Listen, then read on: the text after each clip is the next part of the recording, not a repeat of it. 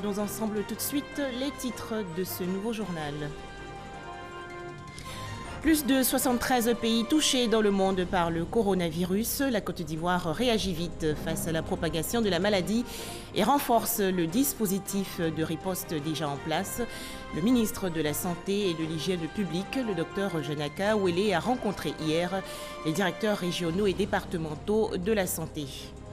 La Côte d'Ivoire face à une autre lutte, vaincre la drogue en milieu scolaire. Des campagnes pour sensibiliser écoliers, élèves et étudiants ont été organisées dans les établissements scolaires du district d'Abidjan. C'est une initiative du ministère de l'Éducation nationale, de l'enseignement technique et de la formation professionnelle. Enfin, une mission d'experts électoraux de la CEDEAO est en Guinée-Conakry pour vérifier l'état actuel du fichier électoral. Plus de 90 000 cas et 3 000 décès enregistrés dans le monde. La Côte d'Ivoire s'arme face au coronavirus. Le ministre de la Santé et de l'Hygiène publique, le Dr Janaka Ouele, a rencontré hier les directeurs régionaux et départementaux de la santé. C'était à l'Institut national d'hygiène publique dans la commune de Trècheville. Ils ont passé en revue le plan national de riposte contre le coronavirus. Les explications dans ce reportage de Salima Toudia. C'est une rencontre pour faire peur au coronavirus Covid-19 qui ne doit pas toucher la Côte d'Ivoire. Des propos du ministre de la Santé face aux directeurs régionaux et départementaux de la santé pour traduire l'engagement des autorités dans la gestion de la menace sanitaire. Un plan de préparation et de réponse au Covid-19 a été présenté aux acteurs impliqués. Je voudrais donc pour ce faire vous engager à initier ou renforcer les interventions suivantes. Premièrement, l'information et la sensibilisation des populations sur le respect des mesures de prévention de la maladie à coronavirus. Deuxièmement, la surveillance épidémiologique dans tous les établissements sanitaires et dans la communauté. Troisièmement, le contrôle sanitaire aux frontières, ainsi que le suivi des personnes en provenance des pays affectés par le Covid-19. Un plan élaboré avec l'appui de l'Organisation mondiale de la santé. À ce jour, avec l'appui de l'OMS des partenaires, l'Institut Pasteur de Côte d'Ivoire est en mesure de confirmer un cas de coronavirus. Il y a le plan de communication qui fait partie du plan de préparation. Ce plan est extrêmement important. Qu'est-ce qu'il faut dire à la communauté? Quels sont les bons messages? Qu'est-ce qui n'est pas vrai? Qu'est-ce qui est vrai? Et qu'est-ce qu'on doit dire à toutes les couches sociales? Le point des actions réalisées dans ce contexte sanitaire a été présenté par le groupe de travail technique dirigé par le ministère de tutelle face aux directeurs départementaux et régionaux. Il s'agissait pour nous de prendre des instructions fermes pour pouvoir non seulement prévenir le Covid-19, mais aussi être en mesure de répondre efficacement quant à l'apparition d'un cas. La Côte d'Ivoire est prête à ne pas recevoir de cas, mais si éventuellement il y avait un cas, nous sommes prêts à la prise en charge adéquate de ce cas-là. À cette occasion, le ministre Aka Ouele a procédé à la remise symbolique de 13 ambulances aux hôpitaux généraux et centres hospitaliers régionaux du pays. L'épidémie de coronavirus continue en effet de se propager dans le monde. En Afrique, 6 pays, notamment le Sénégal, la Tunisie, l'Égypte, l'Algérie, le Nigeria et le Maroc, rejoignent la liste des États touchés. En Côte d'Ivoire, plusieurs campagnes pour sensibiliser le milieu scolaire face au risque de la drogue. C'est une initiative du ministère de l'Éducation nationale, de l'enseignement technique et de la formation professionnelle. Plusieurs établissements scolaires des communes de Trècheville, Koumassi, Marcory et Port-Bouët ont été sensibilisés. Tout de suite, l'étape de Marcory avec Didier Nguessan. Éradiquer la violence et la toxicomanie en milieu scolaire.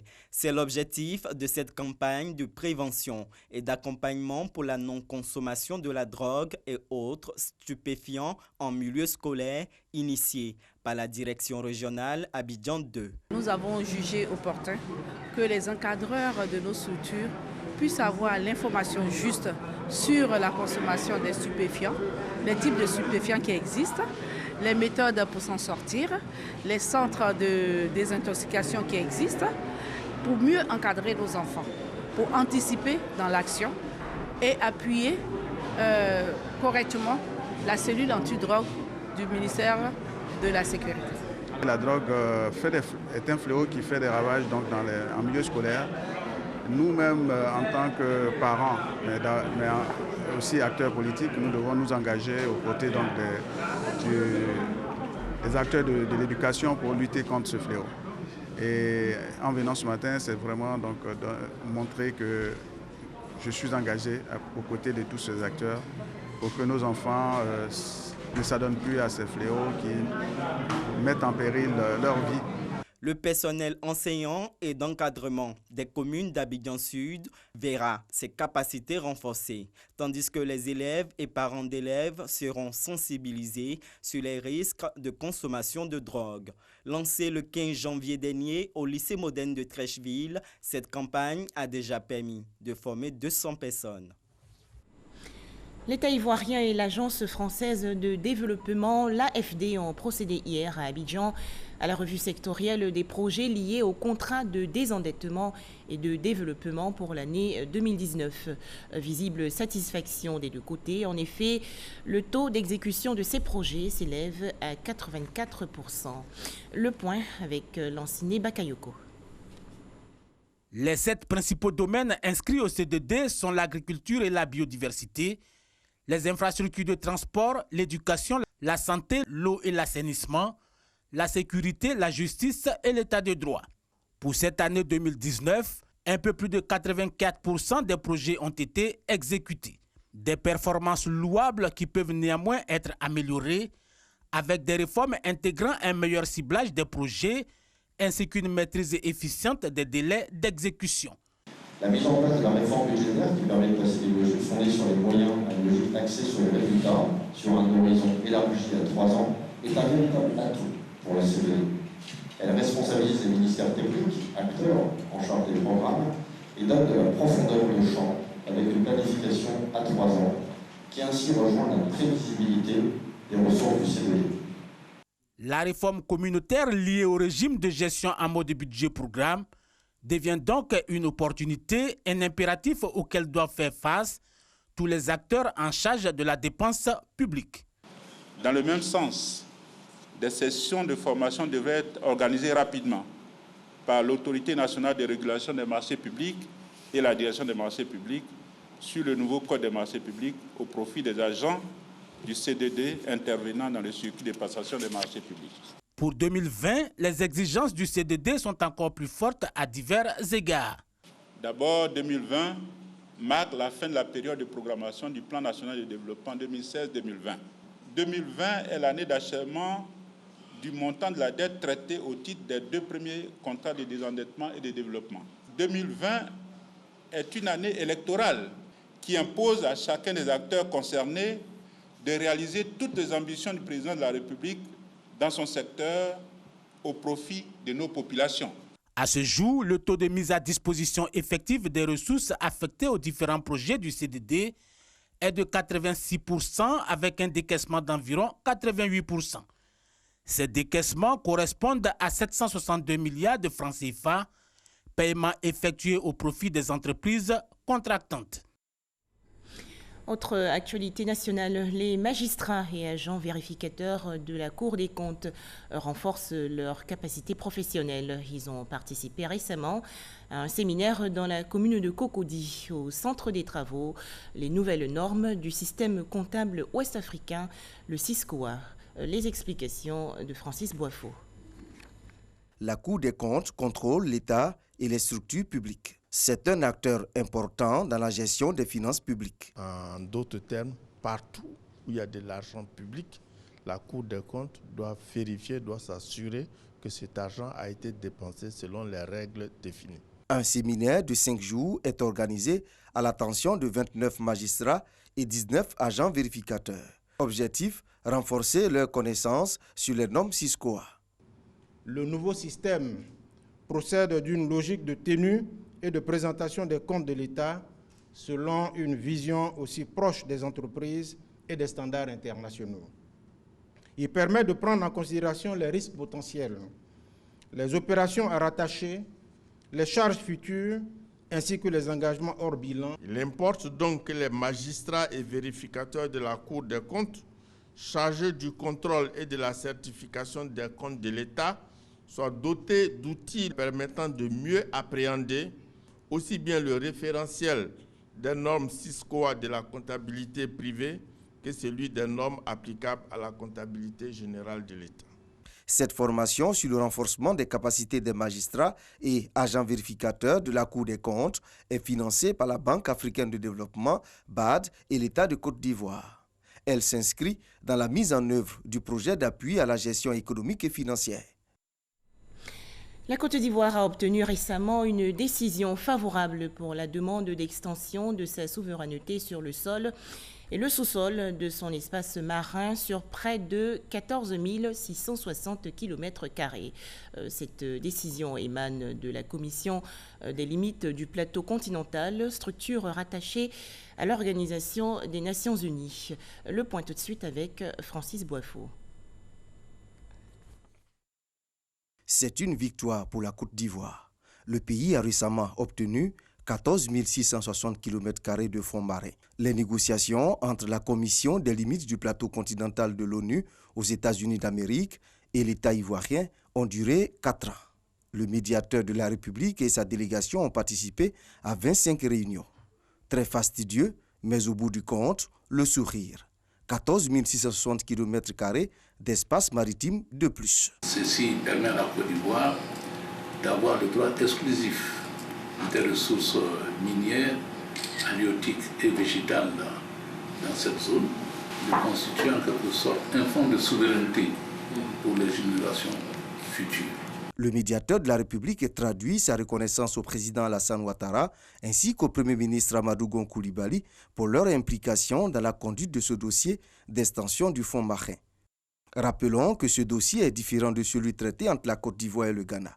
À ce jour, les deux pays travaillent à la mise en place d'un cadre de coopération et d'exploitation des ressources d'hydrocarbures transfrontalières après la signature des cartes présentant les frontières maritimes dans l'océan Atlantique. La Banque mondiale ne finance aucunement l'opération de délivrance des cartes nationales d'identité en Côte d'Ivoire. Cette institution financière internationale n'a également pas octroyé 30 milliards de francs CFA au gouvernement ivoirien pour l'établissement des CNI. La Banque mondiale a donc tenu à clarifier toute cette affaire dans un communiqué. On en parle avec Abou Sanogo. L'affaire fait grand bruit. Maurice Kakougikawe, secrétaire exécutif du PDCI-RDA, a annoncé au siège de son parti, au cours d'une conférence de presse, que la Banque mondiale a octroyé 30 milliards de francs CFA au gouvernement pour financer le processus d'établissement et de délivrance des cartes nationales d'identité. Le dimanche 1er mars, la représentation ivoirienne de la Banque mondiale a réagi. Elle a assuré ne pas financer l'opération de renouvellement de la carte nationale d'identité. Dans un communiqué, l'institution financière internationale dément les propos tenus par le secrétaire exécutif du PDCI. Contrairement aux récentes allégations, la Banque mondiale ne finance pas le processus de délivrance de cartes nationales d'identité en Côte d'Ivoire et n'a pas octroyé 30 milliards de francs CFA au gouvernement ivoirien pour l'établissement de cartes d'identité biométriques avec puce. La Banque mondiale aide cependant certains pays de la communauté économique des États d'Afrique de l'Ouest, CEDEAO, y compris la Côte d'Ivoire, dans le processus de mise en place d'un numéro d'identification unique à travers le projet d'identification unique pour l'intégration régionale et l'inclusion WIRI.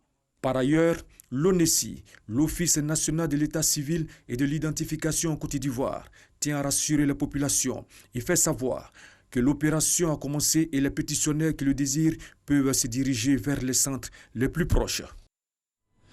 Poursuivons ce journal avec ces deux communiqués du Sénat ivoirien. Le premier est libellé comme suit. En prélude à la réunion du Congrès qui se tiendra le jeudi 5 mars 2020, M. Jano Aoussou Kouadio, président du Sénat, convoque, mesdames et messieurs les sénateurs, à l'ouverture de la première session extraordinaire de l'année 2020 qui aura lieu le mercredi 4 mars 2020 à 10h à la Fondation Félix Houphouët-Boigny pour la recherche de la paix à Yamoussoukro. Conformément à l'article 95 de la Constitution, cette session extraordinaire convoquée à la demande du président de la République a pour ordre du jour le message du président de la République sur l'état de la nation. Le présent communiqué tient lieu de convocation individuelle fait à Yamoussoukro le 2 mars 2020, signé le secrétaire général Soumaoro Aboubakar Sidik. Enfin, le deuxième communiqué. Monsieur Jeannot Ahoussou Kouadio, président du Sénat, convoque mesdames et messieurs les sénateurs à la réunion du Parlement en congrès qui se tiendra le jeudi 5 mars 2020 à 10h à la Fondation Félix Houphouët-Boigny pour la recherche de la paix de Yamoussoukro. Cette réunion du Congrès est relative au message du président de la République sur l'état de la nation conformément à l'article 114 de la Constitution. Le présent communiqué tient lieu de convocation individuelle fait à Yamoussoukro le 2 mars 2020, signé le secrétaire général Soumaoro Aboubakar Sidik. Toujours en Côte d'Ivoire, Milier est un instrument visant à faciliter l'accès de l'administration à la population. Et grâce à cet outil qui a permis d'enregistrer plus de 200 requêtes depuis son lancement en février 2019, le ministère de la modernisation de l'administration et de l'innovation du service public a été récompensé. Ce département ministériel a obtenu le deuxième prix d'excellence de l'administration publique moderne. Les détails, Didier Nguessan. Le ministère de la modernisation de l'administration et de l'innovation du service public a été désigné deuxième prix national de l'excellence de l'administration publique moderne la plus innovante. La ministre Raymond Goudou Kofi présente ce prix au grand public en présence d'Anne-Marie Konampeigne, conseillère du Premier ministre chargée de la modernisation de l'administration. En 2019, ce sont 2085 requêtes qui ont été exprimées par les usagers, dont 80% ont été traités avec un taux de satisfaction des usagers de 80%. De janvier à mi-février 2020, ce sont 1241 requêtes qui ont été exprimées, dont 95% ont été traitées avec un taux de satisfaction des usagers de 99%. 10% de ces données recueillies constituent les motions de félicitations et d'encouragement. Cette récompense est le résultat de l'adoption par les usagers de Milier, la plateforme de dialogue entre l'administration publique et les usagers clients, plateforme créée il y a juste un an. S'inscrivant dans cette dynamique, 16 fonctionnaires ont reçu le certificat de fin de formation en management des administrations publiques. Deux structures récompensées par le ministère de l'Emploi et de la Protection sociale. Il s'agit de Palme Côte d'Ivoire et de la Société des Palaces de Cocody. Palme-Si et la SDPC sont donc les deuxième et troisième lauréats du prix national 2019 de la meilleure entreprise pourvoyeuse d'emploi. Pour en parler, Patricia Etia. La Société des Palaces de Cocody SDPC et la Société agroalimentaire Palme-Si ont été respectivement distinguées deuxième et troisième dans la catégorie meilleure entreprise pourvoyeuse d'emploi. Cette saine émulation entre les entreprises nous permet de faire mieux. Chacun de nous se promet de faire mieux l'année prochaine. Ce prix-là vient nous renforcer dans cet élan, vient nous convaincre de notre vision et nous allons toujours nous atteler à offrir des emplois décents à la population ivoirienne. À ces différents lauréats, le directeur de cabinet du ministre de l'Emploi et de la Protection sociale, représentant le ministre Pascal Abina, a au nom du président de la République, son Excellence Alassane Ouattara, exprimé toute la reconnaissance de la nation ivoirienne pour l'acharnement et l'abnégation au travail bien fait. Nous sommes fiers de vous. En effet, par votre sérieux, votre respect de la réglementation du travail dans la création d'emplois, vous avez réussi à vous hisser à ce niveau du classement.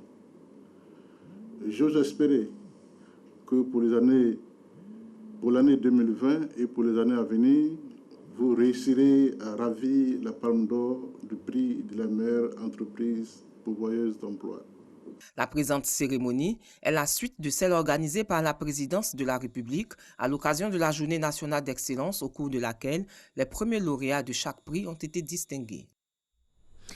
Du côté du ministère de l'économie et des finances, à noter que plusieurs agents ont été récompensés. Ils ont reçu des chèques allant de 1 million à 1 500 000 francs CFA. Il s'agit des lauréats classés 2e et 3e lors du prix national de l'excellence 2019. Les précisions de Cheikh Koné. Agents de la Direction générale de l'économie, Mariette Kofi et Bénédicte Kwaku, ont été classés respectivement 2e et 3e lauréates du prix national de l'excellence 2019 dans leur département. Quant au 2e et 3e prix de la Direction générale du Trésor et de la comptabilité publique, ils ont été remportés par Patrick Gokou et César Zou. Nous sommes particulièrement heureux et fiers d'être distingués en qualité de meilleurs agents de nos administrations respectives. Au-delà de la joie qu'elle nous procure, cette reconnaissance nous motive à redoubler d'ardeur au travail afin de contribuer davantage au rayonnement du ministère de l'économie et des finances. Une fierté pour le ministre de l'économie et des finances qui les a invités à continuer sur cette voie pour la promotion de l'excellence au sein du ministère. La reconnaissance du mérite au sein du ministère de l'économie et des finances est un impératif de bonne gestion qui repose principalement sur l'appropriation et l'observance par les agents des principes d'éthique et de déontologie. Chers lauréats, je vous invite à appréhender cette distinction comme une ouverture sur des défis nouveaux qu'il vous appartiendra de relever avec brio en demeurant des modèles pour vos collègues. Ces 4 lauréats ont reçu leur chèque de 1 500 000 francs CFA pour les 2e et 1 million de francs pour les 3e. Voilà, on faisait le point avec Cheikh Koné et Jean-Jacques Kwame Alla. Direction Bouaké, dans la région centre du pays. 22 étudiants ont achevé il y a quelques jours leur formation en master de l'intégration à l'université Alassane Ouattara. Ils ont donc été félicités lors d'une cérémonie organisée par le ministère de l'Enseignement supérieur dans la commune de Cocody. Le point avec Issa Yeo.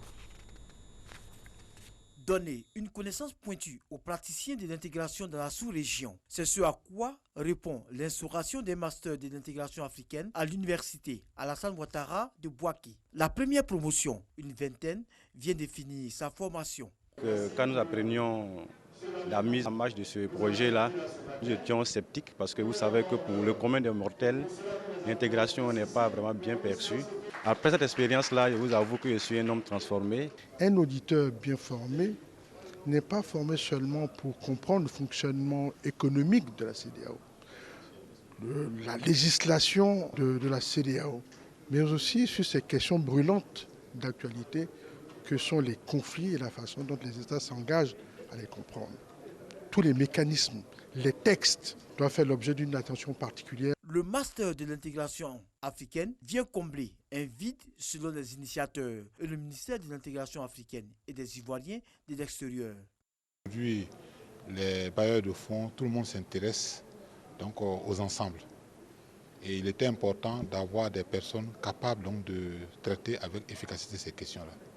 Nous sommes également rendus compte que la question de l'intégration était traitée de façon parcellaire.